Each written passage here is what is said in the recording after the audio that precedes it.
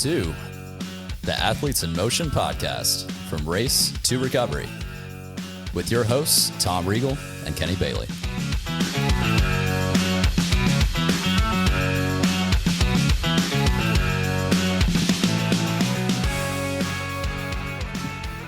Hey, Tom, how are you? I'm fantastic, Kenny. How are you? I am doing fantastic. Thank you very much. We are happy to have Sarah Crane with us today. Welcome, Sarah. Thank you. Sarah, you have the glory of being our first triathlete as part of our triathletes journey. So what we're doing for this series, and we're kicking off the series, is we want to talk to amateur athletes that decided, you know what, I've decided I'm going to do my first triathlon. I'm going to give it a try. We're going to see how it goes. So what we want to do is talk to people like you that decided to jump in, get a little background on what's going on, and then throughout the year, we'll keep tabs on you, see how things are going, talk about you throughout the year to see if the training's going okay, pre-race and then post-race, and see how well we did. So we're excited to have you. Thank you, Sarah, for joining us. Yeah. Thanks for having me. I'm honored to be here. All right. So the first question is what were you thinking? Yeah, what? You were sitting around the couch, you were watching what? I don't know. Sports? Exactly. So what made you decide that I think I want to do something like this? Yeah. So I have actually trained for 3 triathlons and not done any of them. So you're a professional trainer. Yes, I am a professional trainer. It's all about the journey. Exactly. No, people will tell you, my family, my friends, I'm pretty determined. So I have wanted for a long time to do a triathlon and complete it. And I trained for one in high school with friends when I was swimming competitively. And one of my friends blew out her knee. And so instead of us each doing the triathlon individually, we did it as a relay. So I have done the bike portion of there you a go. triathlon. Okay. So is that technically doing a triathlon? I know. Does that count? Well, I mean, it's a relay. We like to. Okay. I did a third of Getting a your toes in triathlon. it. Yeah. You did the athlon part. You did the- Yeah. So, there you go. And then I was training for another triathlon in Uganda, where I used to live, and I got very sick from a mystery mosquito something. And so, unfortunately, I couldn't compete in that. I got sick 2 weeks before the race. Oh, yeah. So I had trained and was ready, got to go cheer my friends on, but I didn't compete. And then I was training for a third one, actually the Music City Triathlon, and COVID. Oh, wow. Oh, lovely. Okay. Yeah. So it did not happen. 0 for 3. 0 for 3. There you go. Training for hopefully numbers 4 and 5. Oh, very good. So that's the plan. So let's not gloss over the Uganda thing. So what brought you to Uganda, and how in the heck do you train in Uganda for a triathlon?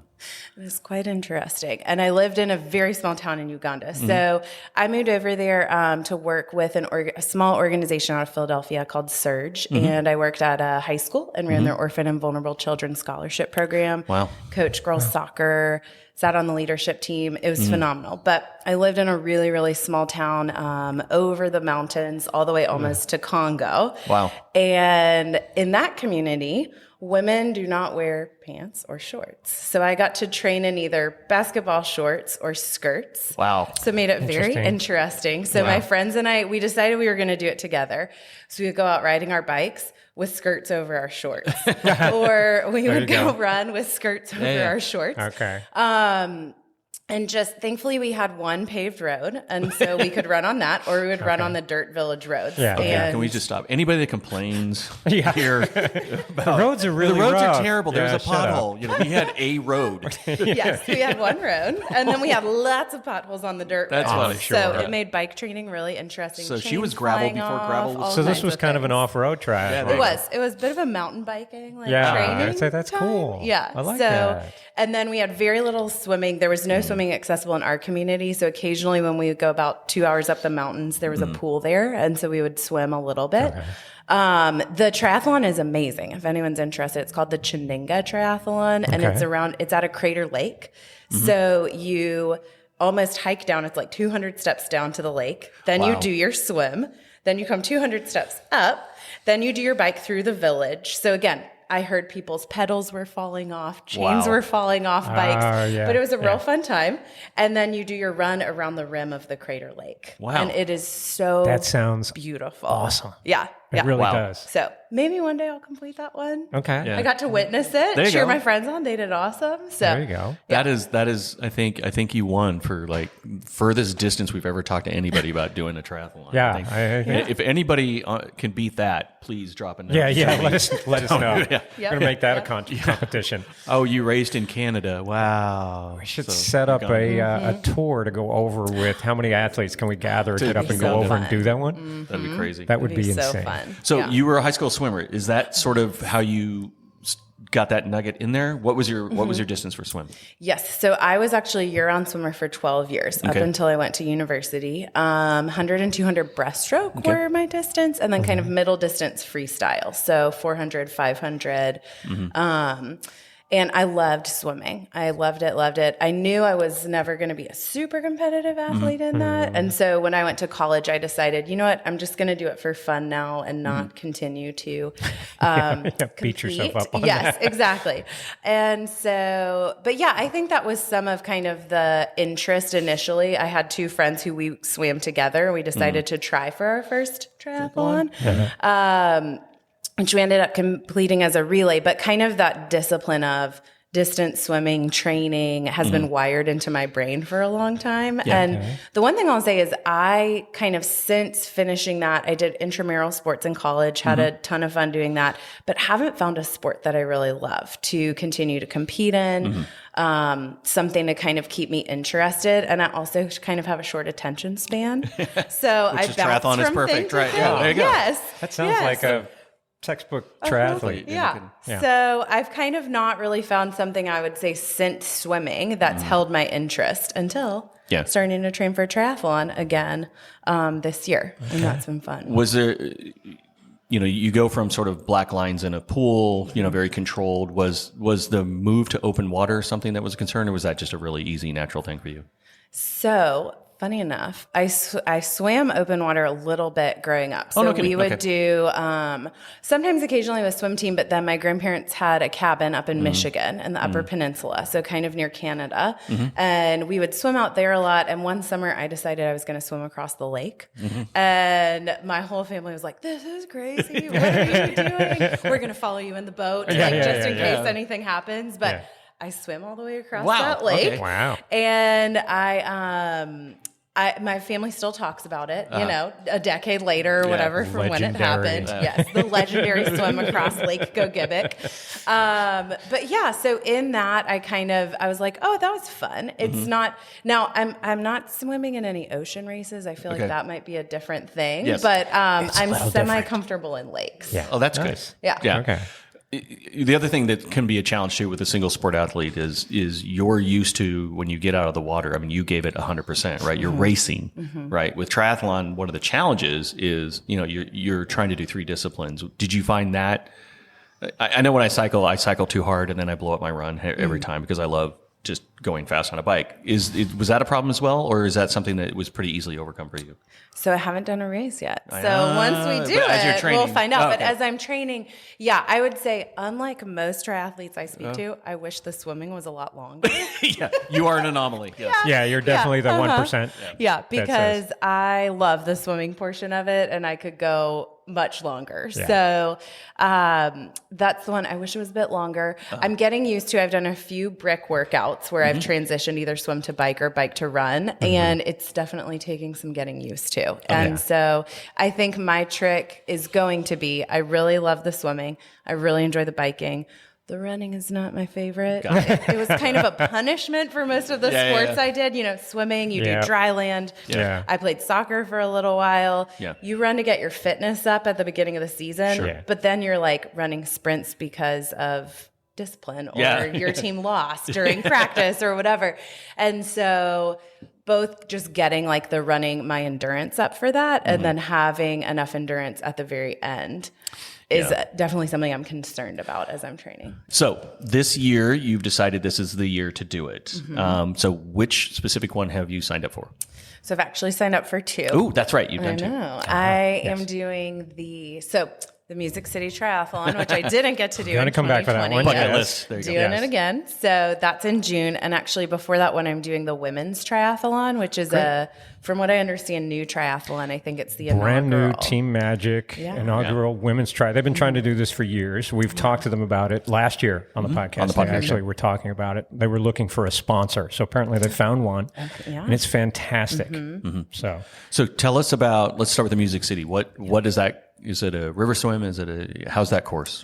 It's a river swim, and then you bike through the city and run through the city. Okay. And you're doing the Olympic distance on that, right? I'm actually doing the sprint distance on okay. that. I'm tempted by the Olympic because you get to jump off the General Jackson show boat, which as a Nashvilleian is quite, yes, quite a pull. it's pretty epic. Yeah. To get to jump Yeah. off that. Great. Perfectly Jump good off boat. a perfectly good boat. Right. So- right into the river. Right into the river. Yes. Yes. and so you said that of the three disciplines, the run is the one you're most nervous about, right? It is. So as you put together your training program, what are those things that you're trying to do to kind of get that? You mentioned bricks before. Is that helping? What are those things that you feel like you're So you're what doing does your well on? training look like Yeah. right now? I guess Yeah. that would be Right, we're a couple months out, right?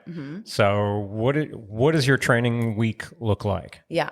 So on a regular week, which is, I was sick a few weeks ago and had to take some time off. But on a regular week, I'm trying to swim twice, bike twice, run twice is the goal. And I'm actually using this app. So my friend Elizabeth Rose, shout out Nashville Triathlon Club. NTC? Yep. She has been a really great friend and kind of mentor in the sport as I go, Nice. what in the world do I do? And so she told me about TriDot Yes. and their training plans. And so as someone who can kind of get super over analytical in researching and like wanting to find the right plan and wanting to know the right thing, that has been really great because I plug in when my races are and kind of what time I have to give to training, and it spits out training plans for me. And I can kind of move around the training within their Because it app. adjusts a little bit, right? It's using some artificial intelligence Yeah. to kind of look Yeah. at what you're doing and set your thresholds and that. Yeah, so. it takes some data, and you do about a once a month assessment, and then it sets some goals. So that's been really helpful for me. Now, I will say, I don't always do all of the workouts exactly right. So, but it's been incredibly helpful, and it's been great to watch kind of my times improve. And with doing the training that they recommend, most of it is pretty doable at the fitness level because they gear it based on that. And so then.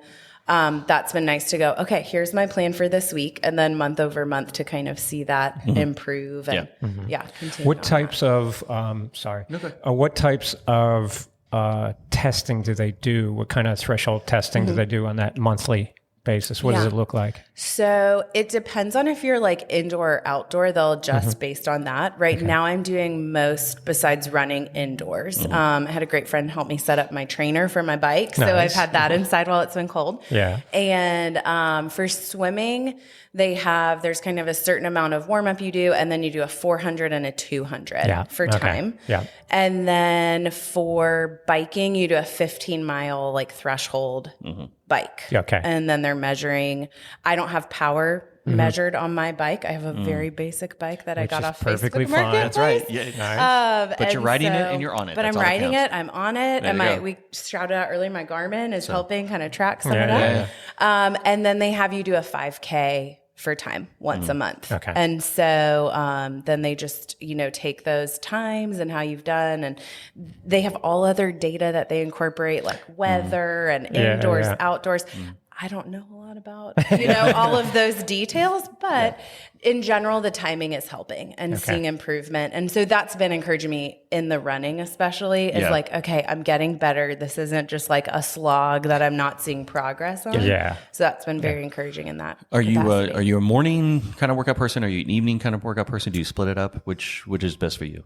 I split it up. It kind of depends. So right now on top of work, I'm also in grad school. So I have night classes for that. Yeah. Okay. And so on days that I have that, I either do I do morning swims. I have a couple buddies I go swim with in the mornings. Yeah.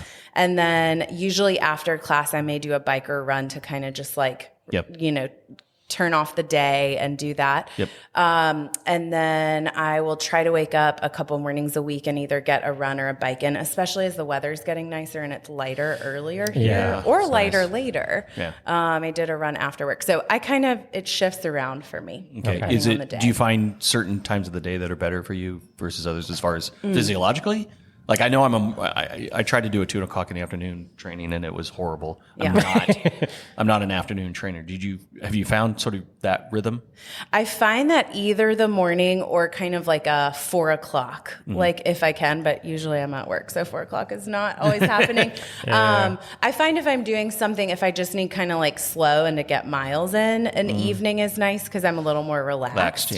But if I'm trying to get a really good workout in, mornings are best generally. Yeah, more focused on that. The evenings are probably better for unwinding. Yes. Maybe your recovery days. Yeah. Yes. Clearing the head out. Yeah. Get like a long, slow ride in or something. Great for the evenings. Yeah. So you've mentioned a couple of times you've had, a friend of yours at the Nashville Tri Club to help you out. You have a couple of people swimming. How important is it to have kind of people that help surround you with stuff like that? Look, I have to show up in the morning because I have a couple other people. Is that something you're finding to be more important, or you kind of knew that all along? Or is this like a happy thing that you found? I found that to be incredibly motivating and encouraging. I think growing up, even though I did competitive swimming, and that's kind of an individual sport, it's also a team sport because I always swam on a team. And some years, multiple teams because I swam on like my year-round team and my high school team and my summer swim team. And so I have always had kind of a team sport mentality.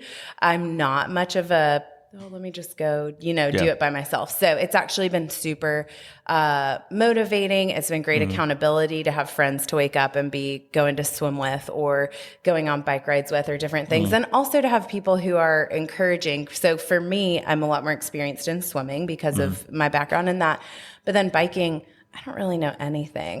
My dad used to bike a ton growing up, and we would go on like family fun rides, but I don't know much about it, the gears and any details about it. And so that's been really nice to have friends who know and who have been encouraging, like, hey, come out on this group ride, or hey, let's go ride just the two of us and teach me some different things as we go, or kind of invite me into some of that. So I didn't know there was such a community around triathlon. I knew friends who were in running clubs or friends who kind of did biking clubs or groups. That's been one of the great surprises of this season, has been finding there's this incredible community around triathlon, and they're so welcoming at all levels of the sport. People are so welcoming into that, and I've loved that. Yeah, and I think that's what we're trying to do with the series is just trying to get people that are considering it, right? Considering, I think I want to try to do this. I think what I'm hearing is, find your local tri club and just talk to those folks to be able to do it. They're not. I think sometimes when you think local tri clubs, you think again all the really fit people that are there's that misnomer, that kind of thing, and they're they spend a ton of money on everything. When it's just like a run group, it's just there's going to be all different levels in doing that. So I guess it sounds like a recommendation you would have is if you're thinking about doing that, start reaching out to the tri club and just meeting people, right? Yeah, that would absolutely be a recommendation. And I would be remiss to say one of the other reasons I'm training for a triathlon is one of my friends, her name is Brinkley. She lived in Nashville and has now moved to Houston, but she and I were planning to do the Music City Tri together in 2020. Okay. Then it got canceled because we all know COVID. And so she is actually coming back to do it with me. There's a little motivation now. She's traveling here. Exactly. And so she has been down in Houston. She was kind of feeling lonely in her training. She's like texting me, I'm swimming, I'm running, and she has a friend that she's been going running with. But I said, hey, you got to find your local triathlon club. That's who is going to help you. They'll be encouraging. They'll help, you can go on rides together. You can this and that. And she was not quite sure how to find them. So I actually went on the TriDot has this huge Facebook group. And I went in there and posted and said, hey, does anybody know of triathlon clubs in Houston? Within 15 minutes, I had like 5, 8 or 10 different people. Houston's not a small town. No, it's not. They've got a lot of tri clubs. Yeah. And so they have a lot of tri clubs all around, and kind of people commented to be like, what area of the city is she in, and this and that. And so we found a couple options for her, and she's chatting with them to figure out. But that's absolutely what I would recommend. Okay. Yeah. Nice. So let's talk about the other triathlon you're doing. It's a women's only triathlon. Is that what intrigued you by that? What made you decide to do that one? Yeah, I'm really intrigued by the women's only thing. I love, I am a big women's rights. Working in Uganda, kind of gender equality around education is something I'm really passionate about. And so seeing that and then knowing Nashville and Tennessee's history, we helped ratify the women's rights voting, helped make that legal in the United States. And so I love that history for our state. And so seeing that, and then my friend Elizabeth from National Triathlon Club said, hey, I'm doing this. You want to do it too? And so that was encouragement to go, okay, great. Yeah, let's do it. And it's local for me. And so is that really one, help us understand, is that a pool swim? It is a pool swim. Okay. So we'll swim at the pool at the Sportsplex, and then it's right next to Centennial Park.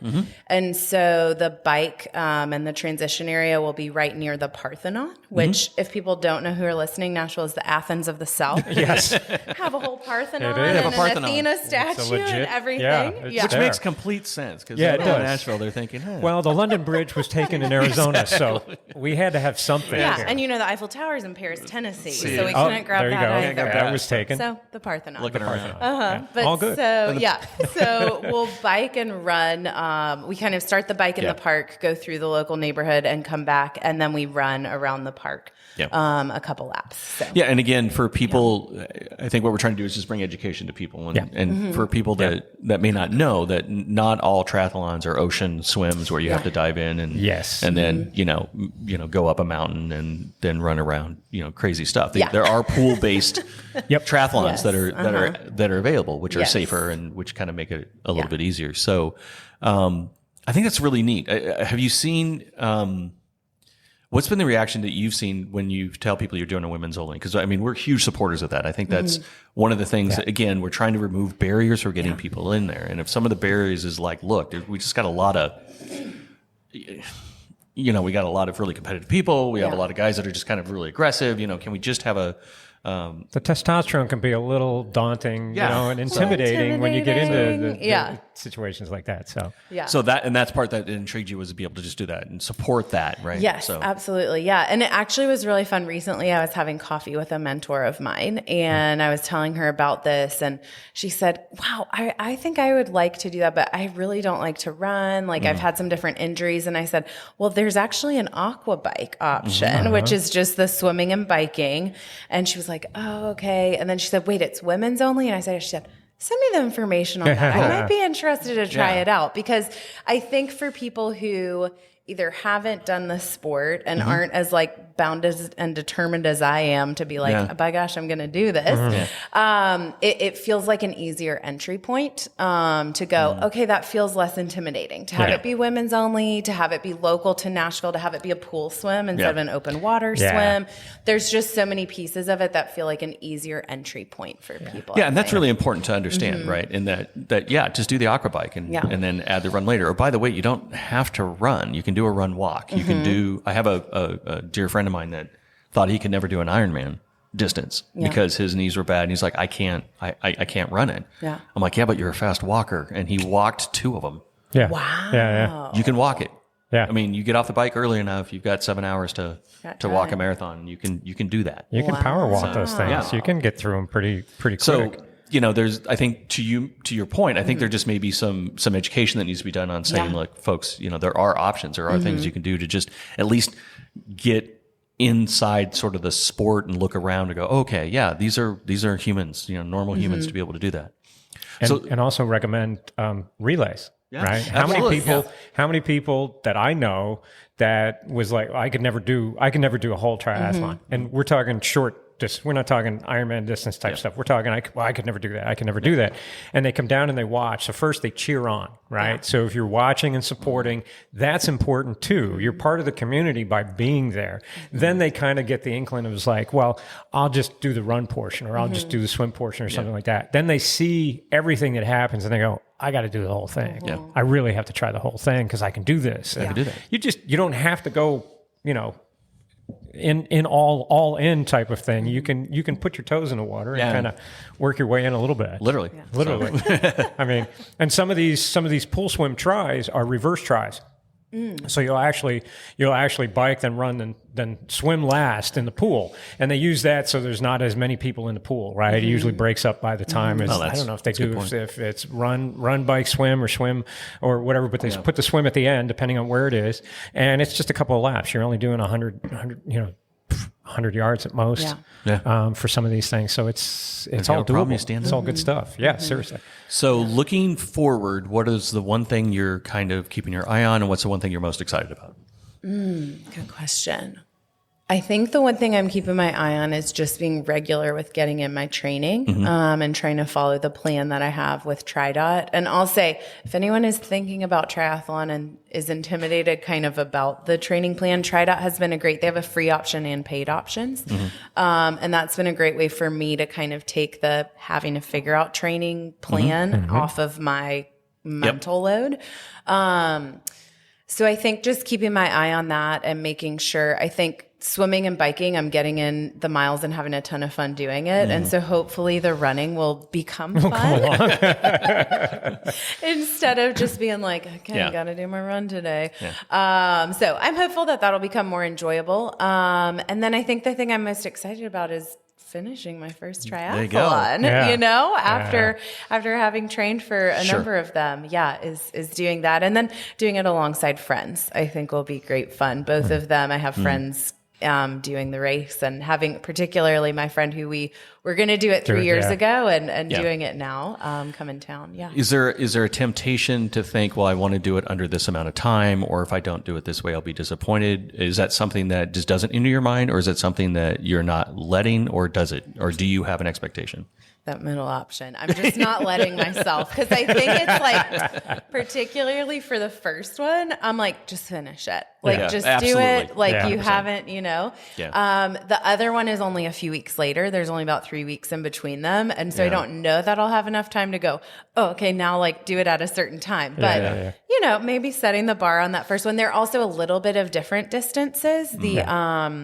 The women's one, I think the run is only a 4K, and the Music City one is a 5K. So it's a little bit of like, okay, pacing. It won't be exactly the same.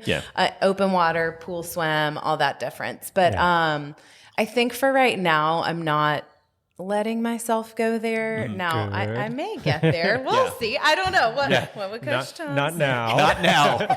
Don't think about it now. I'd like to look at what your pacing or what you will be based on your physical abilities just before the race. Yeah. So that week of the race should dictate the time that you're able to actually successfully complete it. Yeah. Usually you're not going to go much faster than that, right? You're going to go slower than what you think you can actually do. Yeah. But don't assess your fitness now and go, I want to hit this number that's unattainable. Yeah. We don't know what life is going to throw at you in the next couple months. So it'll be interesting to see. But I think you're going about it right. Yeah. And the thing that's, the thing to consider to do, believe it or not, to train for is also the transitions. Because those are the things that, in my, he's the coach. I'm just the guy that's done this a few times. But practicing that, because when you get out of the water, your brain is all over the place, right? Yeah. So if you make it a habit, like, and I sing, right? Head, shoulders, knees and toes, right? So, helmet, and socks, and you're right, where you just think about how you want to do that and practice that. Because what you want the ability to do is not have your brain do work, because you're like, oh my gosh, that swim was crazy. Oh my gosh. And then I'm getting out of here and I'm doing this. It's like head, shoulders, knees and toes, right? And then you're gone. And then that way you don't forget something, or you don't. I actually left. I wore a pair of. It was illegal. I wore a pair of Roka floaty pants. The floaty pants. Yeah. Right? So I wore the floaty neoprene pants shorts, yeah. because I didn't want to wear a full wetsuit. It was wetsuit legal, but I didn't want to wear it. So I just wore the floaty pants, got out, did the transition, wasn't thinking I was doing great. I go to leave, I look down, and I still have neoprene shorts on. So I had to pull over, get out, pull down that, throw it in a ditch. This lady's like, I got you. So, and I think I'm experienced, quote unquote. But, there's some times where where you just do stupid things. So one of the things is transition is always fun. So we're excited for you. I think this is great. We really appreciate you coming on today. Yeah. I think, like I said, we're really excited to we'll wait about 3 or 4 weeks and we'll do another catch up just to kind of see how the training's going, see if there's any challenges. It sounds like right now you're going in with a great attitude. You have a plan. You have people that are help supporting you. You have enthusiasm. You're still healthy, right? No injuries or anything that's lagging. So good. So Knock far, on so wood. good. Yeah, I know. Knock on wood. So, Fingers crossed. I just jinxed her. I'm so sorry. So sorry. It was Kenny. It was Kenny. I'll blame you. Kenny's if curse. anything happens. Bastard! I could just see it. She tweaks her knee on the run. Thanks. Sends me an email.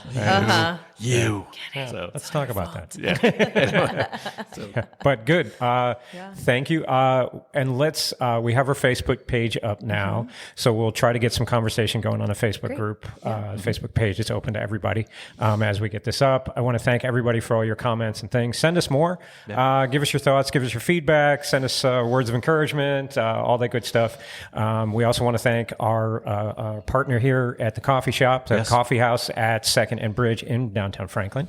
We love our coffee very, very much. Very much. Very happy to be here as often as we can, which is always good. And we appreciate everybody. Give us 5 stars, thumbs up, all that stuff to help the algorithms, and more people can find us. So it's fantastic. Thanks you. Thank you Thanks for being having here. me. And to everybody, we'll catch you on the next one.